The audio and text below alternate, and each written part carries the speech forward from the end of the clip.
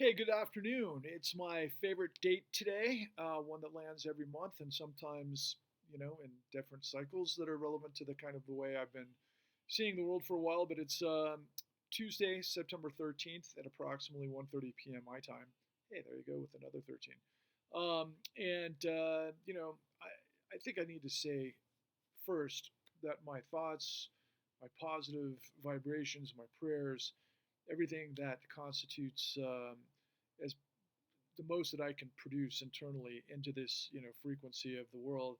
Um, you know, my hopes that a surgery of the woman who puts all of these um, truth bombs together on TikTok, that her mother, who's in surgery at the moment, comes out with flying colors and everything works out the way that it's supposed to. I can't emphasize or proclaim my appreciation more than to the world for everything that our friend Becky does and has done and continues to do. And I'm marveled at on a daily basis. So I hope that you'll join me in really thinking deep about a woman who's trying to bring justice to the world, who's on a personal level, her mother is experiencing some challenging times. But I think, and I'm sure, everything is going to be just fine. So there's that.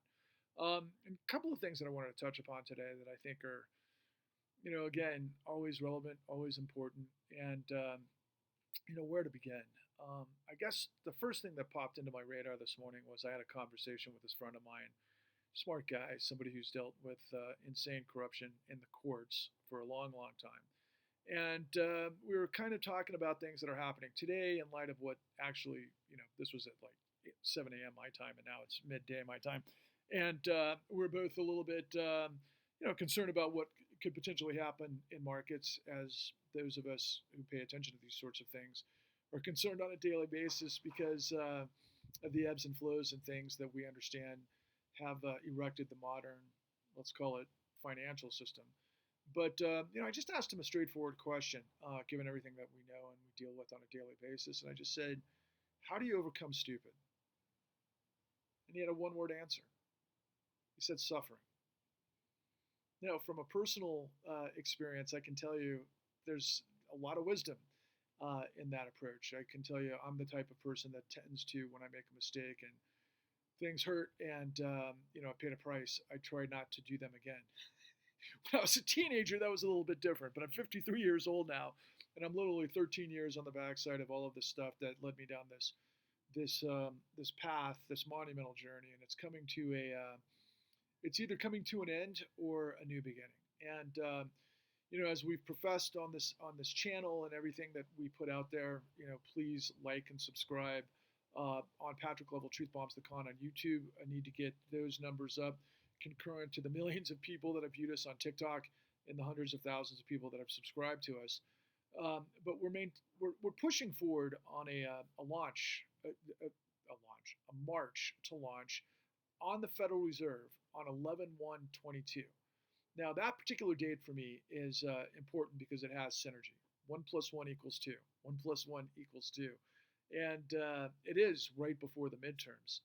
And what we're attempting to do is to bring, this immense work that myself, my colleagues, and then our allies have spent years, and then the people that are in my immediate circle, the woman that I prefaced at the outset of this truth bomb, and then many others that are unsung heroes behind the scenes, Roseanne and Paris, and others that are now joining us, have just contributed and sacrificed hundreds of hours of trying to work to promote what we're doing, not just my work in the con, www.thecon.tv, but also what it leads to, which is this march against corruption. And we want to do it in front of the Federal Reserve.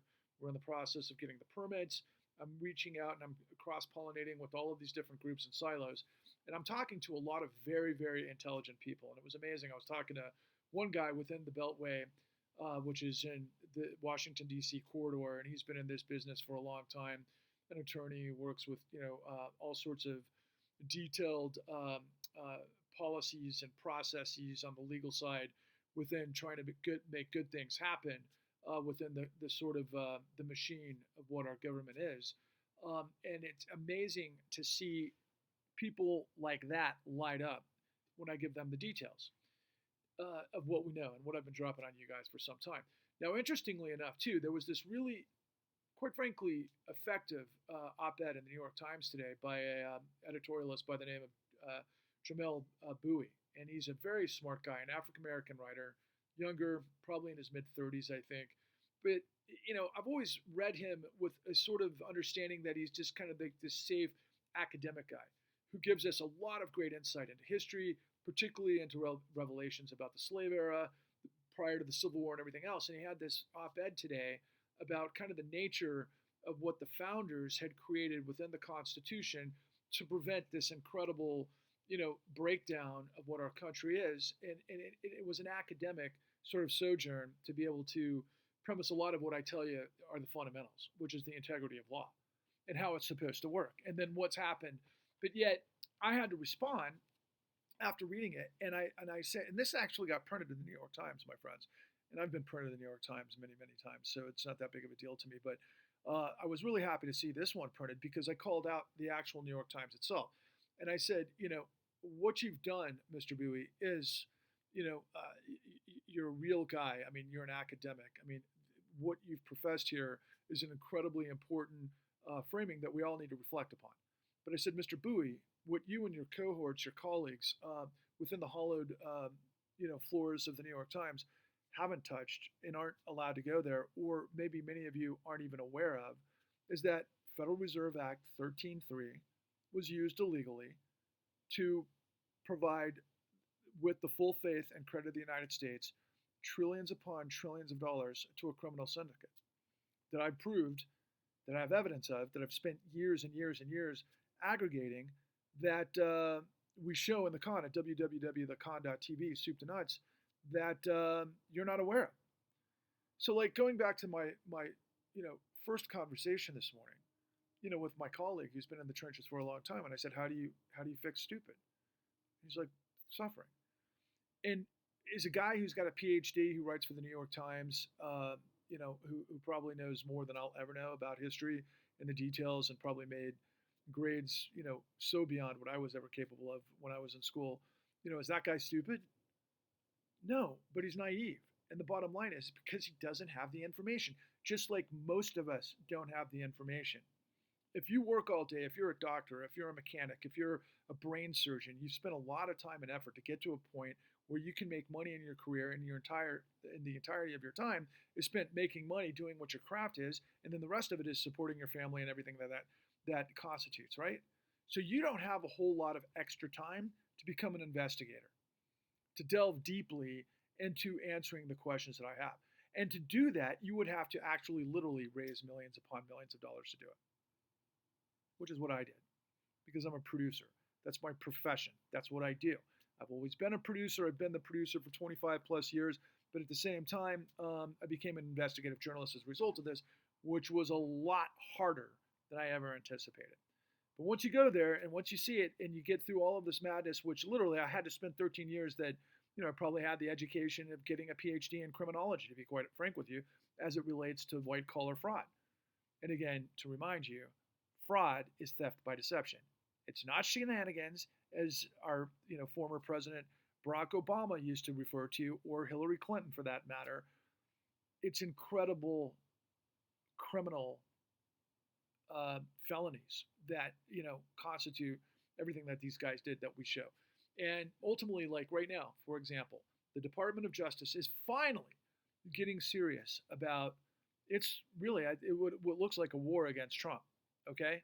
And they're going to beat Trump. They're going to grind him down because they have those sorts of resources to do it. And quite frankly, Donald Trump is so, oh my God, guilty of so many things, as I've said to you guys so many times before. And like I've said, millions of times, to this audience, I said, you can't be against corruption and for Donald Trump. Just like you can't be for democracy and support slavery. Going back to Jamal Bowie's point, that's just, they're contradictory. It doesn't work that way.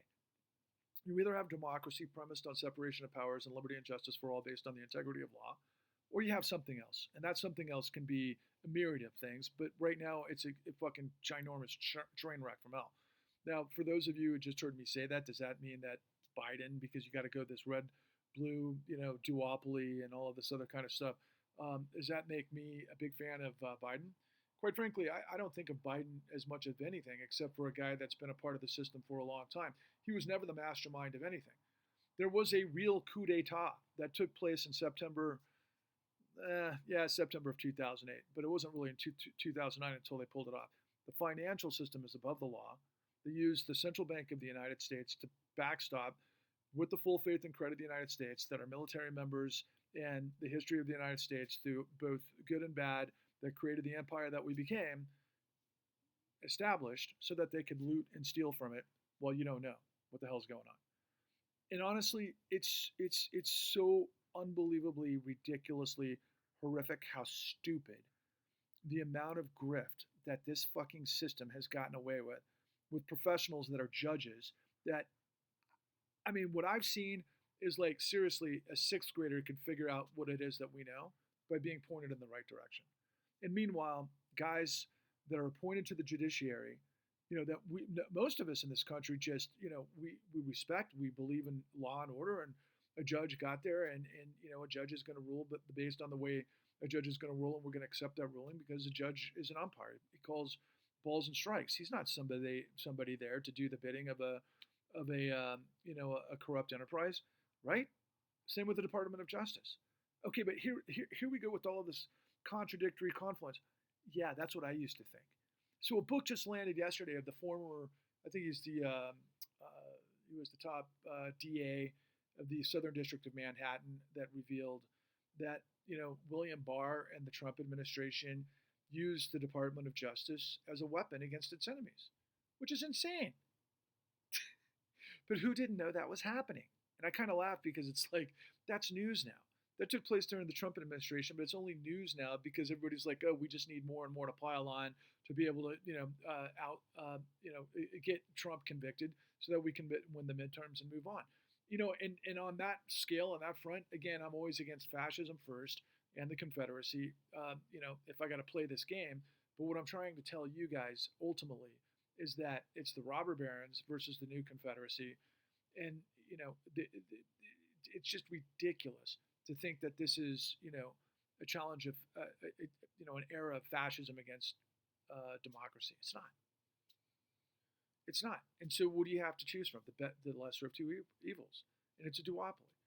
Am I telling you not to vote? No, I'm not, as a matter of fact. But I am trying to elevate these revelations that now that I live with every single day, that are so simple to understand if you just spend the time to understand what they are. It's not your job. I was talking to this guy who was an activist the other day, and he said, you know what you really need to do? You need to offer free pizza and dope to millions of people to get them to watch the con. I thought that was a really funny idea. I mean, it's like truth and justice and liberty for all, and the well-being of the United States and everything else is, it's like you're not going to war yet to have to deal with this because it's all right there. All you have to do is, quite frankly, become a click activist. If you understand the truth that now more and more people are starting to understand, and I hate to sound like I'm selling, if you're like millions of people and you got like the Magneto knife and you learn how to chop your vegetables better, you'll want to tell everybody else, and I can offer you a special offer.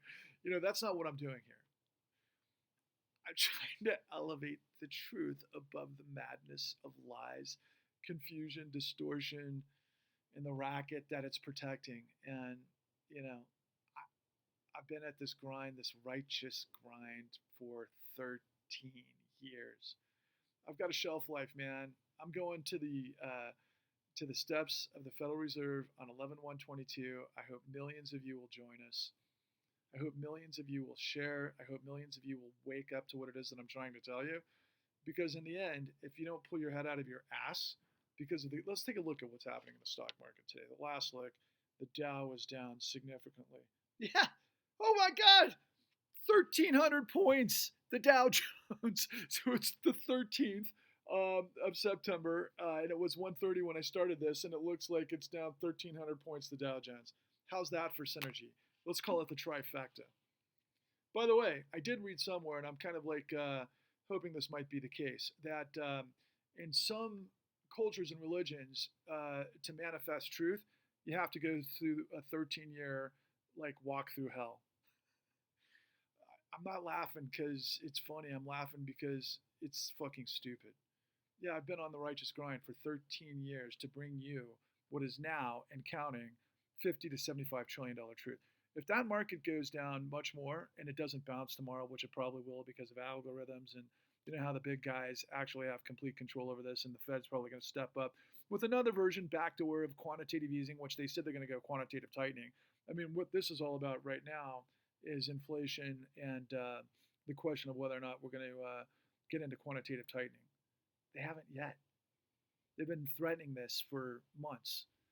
Okay, interest rates go up a little bit, inflation's still up. Okay, what caused the inflation? How about $50 trillion into the pockets of the bad guys? Yeah. I watch media every single day, and nobody is talking about this because they don't know. You got guys that are at the top of all of these networks, whether it's on cable or on over-the-air television broadcasts and so forth. They get paid millions of dollars to not tell you this stuff. And then you have all of these dudes on the internet that are well intended and they react to the 24-hour cycle, but they don't have a clue of how this stuff works. They don't. And then worst off, and I'm going to finish with this note because I could go on and on and on. But David Sirota, literally David Sirota, this guy who co-wrote one of my favorite films of the modern era, Don't Look Up, with Adam McKay, who also did, of course, The Big Short and so many other fantastic films. Veep was one of the best, but of course, Talladega Nights and everything with Will Ferrell. This guy McKay is the real deal. And by the way, I absolutely loved Don't Look Up. I can't think of her name, who Jennifer Lawrence played. That's who I am. I'm trying to bring, or Professor, who Leonardo DiCaprio played. It's been a while since I've seen it. So anyway, I know who the stars are who played Dr. Minsky. Was it Minsky? I can't think of his name at the moment, but long and the short of it is that's who I am in real life, but with corruption. I've been trying to tell everybody, if you want to end systemic racism in our law enforcement and prison industrial complex, a good place to start is corruption. If you want to try to save the world from burning because the Saudi Arabians who were involved with 9/11 and their cohorts in the financial fossil fuel industry wanted to maintain fossil fuel domination for the next 20 years, well, a good way to do that is to understand corruption. If you want to try to end the insanity that birthed MAGA and that led to a white supremacist coup d'etat, you might want to wrap your head around the Federal Reserve Act 13.3 provided trillions upon trillions of dollars of liquidity based on the full faith and credit of the United States to a criminal fucking enterprise that I spent 13 years of my life bringing you the truth that literally destroyed my life in the process. Fuck it. Whatever, man. I did there, went there, been there, done that. You know what? I'm all about liberty and justice for all. I thought it was worth the sacrifice. We'll see what happens next, but I hope you'll join us and I hope you'll spread the word. Onwards and upwards.